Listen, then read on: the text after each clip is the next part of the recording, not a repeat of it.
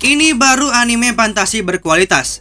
Jadi video kali ini aku mau mereview episode pertama anime Sentenced to be a Hero, atau yang dalam bahasa Jepang berjudul Yusake ni Sosu Choubatsu Yusa Kyusen Yontai Keimo Kiroku, sebuah anime action adventure fantasi yang rilis di musim ini. Untuk penjelasan sinopsis, studio, dan seiyunya, bisa kalian tonton video saya sebelumnya. Di sini di video ini saya cuma akan mereview, bukan menjelaskan sinopsisnya. Jadi anime ini tuh lebih mengarah ke dark fantasi dengan latar apokalips, atau dunia yang sedang dalam fase kehancuran, yaitu dunia di mana manusia itu harus bertahan hidup dari serangan iblis yang mengancam peradaban manusia. Jadi secara latar ini tuh bukan anime tentang post apokalips, tapi anime tentang apokalips itu sendiri. Kalau post apokalips itu kan artinya peristiwa kehancurannya atau peristiwa apokalipsnya itu sudah selesai. Lalu dimulailah zaman baru yang pilihannya itu entah hancur atau maju. Mungkin contoh anime post apokalips itu bisa lihat Gunslinger Stardust The Animation tahun 2015.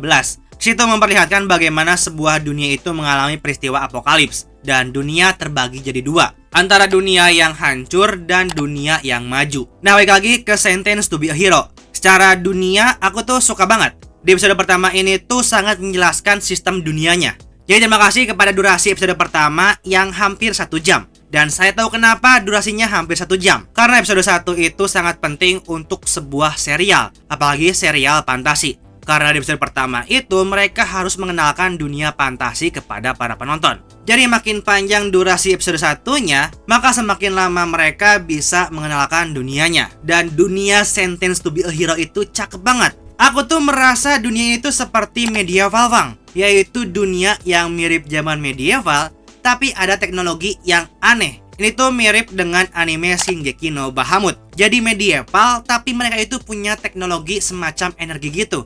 Dan ada juga meriam energi. Terlebih konsep pertarungan antara manusia dengan iblis di anime ini tuh sangatlah menarik. Di anime ini pahlawan atau hero bukanlah sebuah gelar untuk penyelamat, tapi gelar untuk para kriminal. Jadi para kriminal yang kejahatannya itu tidak bisa dimaafkan, mereka itu dijatuhi hukuman menjadi pahlawan. Ya, terdengar seperti bukan hukuman, tapi pada kenyataannya gelar pahlawan di anime itu adalah hukuman atau sebuah kutukan. Karena orang yang dapat gelar pahlawan, maka mereka itu tidak diizinkan untuk mati. Lebih tepatnya, jika ada pahlawan yang mati, maka dia itu akan dihidupkan kembali. Di mana para pahlawan ini tuh punya tugas untuk bertarung di garis depan melawan iblis. Mungkin ada yang berpikir bahwa ini tuh adalah berkah, karena artinya kan para pahlawan itu abadi. Mereka itu bisa dihidupkan lagi dan lagi. Nah, ada kerugian ketika pahlawan itu dibangkitkan, yaitu setiap kali pahlawan dibangkitkan, mereka itu akan kehilangan ingatan mereka.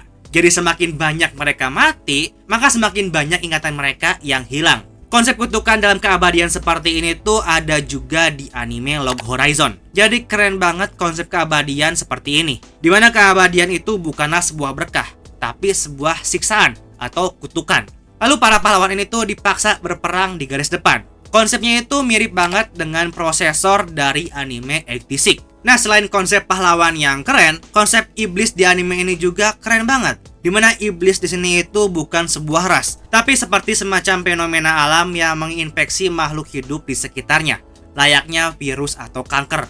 Fenomena alam ini disebut dengan Demon Plague atau wabah iblis, dimana makhluk hidup yang terkena Demon Plague ini tuh akan bermutasi jadi makhluk yang kuat dan menyeramkan. Dan merekalah yang disebut dengan iblis. Makanya wujud iblis di sini itu mirip banget dengan hewan. Seperti ada yang mirip katak, ada yang mirip anjing atau serigala, ada juga troll yang mirip dengan orang utan. Sejauh ini yang dapat terinfeksi oleh Demon Plague itu adalah hewan dan dewi atau megami. Untuk manusianya sendiri belum tahu apakah mereka bisa terinfeksi ataukah tidak. Lalu konsep Raja Iblis di sini juga seperti makhluk kuat yang terlahir dari Demon Plague, dan juga dia itu jadi pihak yang menyebarkan Demon Plague. Di episode pertama, sepertinya Raja Iblis juga merupakan makhluk yang berasal dari hewan terinfeksi Demon Plague, karena wujudnya itu seperti serangga. Nah, selain manusia dan iblis, ada juga konsep dewi atau megami. Nah, dewi di sini bukanlah dewa yang ilahi, tapi semacam senjata yang dibuat oleh manusia untuk membantu manusia mengalahkan Raja Iblis. Di episode pertama, informasi yang aku dapat adalah bahwa dewi itu tuh harus membuat kontrak dengan manusia, di mana dewi ini akan memberikan kekuatan atau membantu manusia yang dia kontrak. Jadi ada konsep proxy battle gitu. mirip Serpent dan Master dari Pet Series atau mirip Pokemon. Dan setiap kontrak itu ada bayarannya, tergantung keinginan si Dewinya. Nah sekarang kita masuk ke karakternya. Jujur karakternya itu bagi aku menarik banget. Untuk protagonis Shiloh Porbats itu bagi aku keren banget. Dia itu tipikal karakter yang badass dan rebel gitu, dimana dia itu punya masa lalu yang kelam. Dia itu awalnya seorang kapten kesatria yang berhasil mengalahkan Raja Iblis dengan bantuan Dewi yang dia kontrak. Tapi di ending dia itu harus membunuh Dewinya karena sang Dewi itu terinfeksi oleh Demon Blight. Nah hal menariknya, Shiloh ini tuh udah melawan Raja Iblis kira-kira dari zaman Raja Iblis ke-7. Nah di episode pertama, Raja Iblisnya itu udah sampai di ke-47. Jadi Raja Iblis di anime ini tuh selalu muncul walau sudah dikalahkan. Nah karena Shiloh ini tuh membunuh Dewi, dia itu dijatuhi hukuman menjadi pahlawan. Nah meski si Shiloh ini tuh udah ngasih info bahwa dia harus membunuh Dewi karena Dewinya itu terinfeksi, tapi pihak kuil atau pihak keagamaan di anime ini tidak peduli dan menolak pernyataan dari Shiloh. Pihak kuil itu berpikir bahwa Dewi itu tidak bisa terinfeksi. Nah setelah Shiloh itu jadi pahlawan, awalnya dia itu membenci Dewi dan enggan membuat kontrak baru dengan Dewi.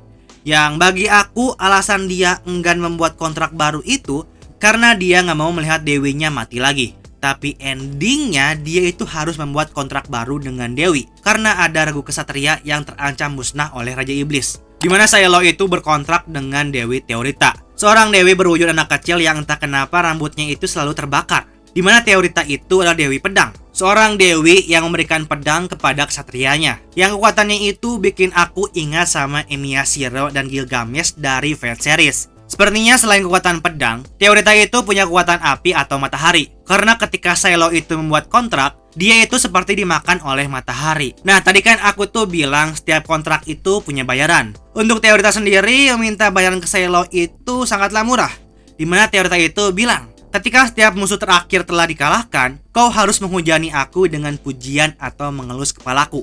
Jadi bayaran kontrak dengan Teorita itu adalah memuji dan mengelus kepala Teorita. Sebuah bayaran yang murah untuk orang yang narsis. Dari dua karakter protagonis yaitu Shiloh dan Teorita, aku tuh sangat tertarik banget. Sifat mereka itu bagus banget. Shiloh itu punya sifat yang keras kepala dan rebel, tapi juga punya sifat kepahlawanan yang selalu ingin melindungi sesama manusia. Lalu Teorita sifatnya itu kayak bocil lucu yang narsis gitu. Jadi sifat kerasnya Shiloh yang bikin suasananya itu terasa serius dibuat adem dengan sifat lucunya Teorita. Ini adalah sebuah pasangan yang cakep banget bagi aku dari segi sifat. Selain Shiloh dan Teorita, karakter lain juga bagi aku sama-sama cakep. Mulai dari Dota Luzulas yang sama-sama pahlawan, dimana dia itu punya sifat kleptomania, sifat yang selalu ingin mencuri. Dia juga jadi pendingin suasana karena sifatnya itu yang konyol banget. Lalu karakter kedua ada Pataus Kiwia, seorang kapten regu kesatria yang keras banget sifatnya. Sangat-sangat stereotip sifat kesatria yang menjunjung tinggi kehormatan daripada kehidupan.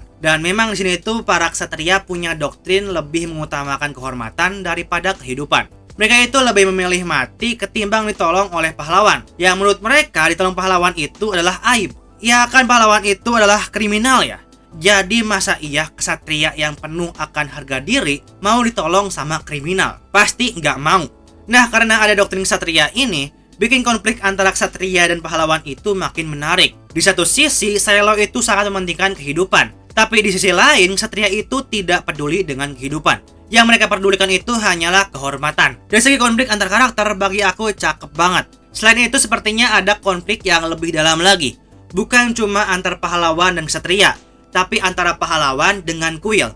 Kuil di sini itu bagai pihak keagamaan yang menjadi puncak pemerintahan manusia. Jadi sepertinya konsep negara di anime ini itu adalah teokrasi, sebuah negara yang berdasarkan agama, di mana pemimpin agama itu adalah pemimpin negara. Nah, kuil di sini itu terlihat seperti punya sisi gelapnya, di mana ketika Shiloh itu ngasih informasi bahwa Megami itu bisa terinfeksi oleh Demon Blight, kuil itu tidak percaya. Mungkin beberapa orang berpikir kalau ini tuh terjadi karena kuil itu memang tidak percaya. Tapi bagi aku, ini tuh seperti sengaja. Bagi aku, kuil itu tuh tahu kalau Dewi itu bisa terinfeksi, tapi mereka itu tidak peduli. Mereka bahkan mungkin lebih berharap Dewi itu terinfeksi. Karena jika Dewi terinfeksi, maka akan muncul iblis yang sangat kuat. Bayangin aja, Dewi yang sekuat itu makin kuat lagi dengan mutasi Demon Blight. Dan itu akan menjadi ancaman yang lebih serius bagi manusia. Dan disitulah keuntungan bagi kuil. Ketika ada ancaman bagi manusia, bikin manusia itu lebih percaya kepada kuil. Dan bikin manusia juga bersatu di bawah kuil. Jadi ada konsep common enemy gitu. Mirip serial film Omen.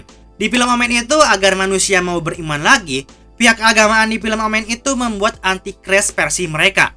Dengan tujuan meneror manusia agar manusia mau beriman. Jadi bagi aku, pihak kuil di sini itu sengaja membuat dunianya terus berada di fase apokalips. Agar pihak kuil itu selalu dipercaya oleh manusia. Dan ini jadi jawaban kenapa fenomena Demon Black itu berlangsung sangat lama. Bahkan nggak selesai-selesai. Karena dirawat oleh pihak kuil. Jadi dari segi cerita cakep banget. Konsep dunianya itu cakep banget. Penuh akan misteri. Bikin aku punya banyak teori. Walau ya sebenarnya beberapa konsep di anime ini tuh udah dipakai di anime atau film yang lain. Tapi masih bagus aja bagi aku. PR mereka itu hanya apakah bisa mengeksekusi konsep dengan cara yang berbeda dan lebih baik. Mengingat konsep mereka itu mirip banget dengan film-film yang lain. Lalu kita ngomongin visualnya. Bagi aku visualnya sempurna banget. Episode anime ini tuh visualnya atau grafisnya sangatlah absolute cinema. Visualnya itu sangatlah detail dan kotor. Bikin suasananya itu ngeri dan sangat identik dengan zaman medieval. Beberapa orang berpendapat visualnya itu mirip dengan Mushoku Tensei karena kotor dan detail. Bagi aku visualnya itu malah lebih mirip animasi fantasi barat seperti Castlevania, animasi The Witcher, dan animasi The Lord of the Ring, The World of Rohirrim. Lalu desain pakaian tiap karakternya juga sangatlah diperhatikan, di mana pakaiannya itu detail banget dan kotor juga. Kita bisa lihat sebuah jirah yang ada goresannya, dan itu detail banget. Jadi bagi aku visual Sentenced to be a Hero itu lebih mirip animasi fantasi barat ketimbang Mushoku Tensei. Mushoku itu bagi aku lebih cerah, sedangkan Sentenced to be a Hero itu cenderung lebih gelap. Dan dari tadi aku bahas hal-hal bagusnya aja. Lalu apakah ada hal buruknya? Bagi aku ada, dan itu cuma satu, yaitu di bagian monster trollnya. Jadi iblis itu kan adalah makhluk hidup yang terinfeksi Demon Black. Makanya ada iblis yang mirip katak, karena ada katak yang terinfeksi oleh Demon Black. Nah, troll di anime ini bentuknya mirip banget dengan orang utan. Jadi kemungkinan troll itu berasal dari orang utan yang terinfeksi Demon Black. Nah, disinilah masalahnya. Di episode pertama, kita itu bisa tahu bahwa latar dunia anime ini seperti di daerah 4 musim, yang ada musim dingin bersaljunya. Dan secara ilmu pengetahuan, orang utan itu tidak bisa hidup di daerah dingin bersalju. Orang utan itu hanya bisa hidup di daerah tropis yang panas. Bahkan tidak ada satupun primata besar yang dapat hidup di daerah dingin bersalju. Mentok-mentok cuma gorila pegunungan yang bisa hidup di daerah dingin tapi tidak bersalju. Jadi aku tuh aneh aja, kenapa mereka memilih bentuk orang utan?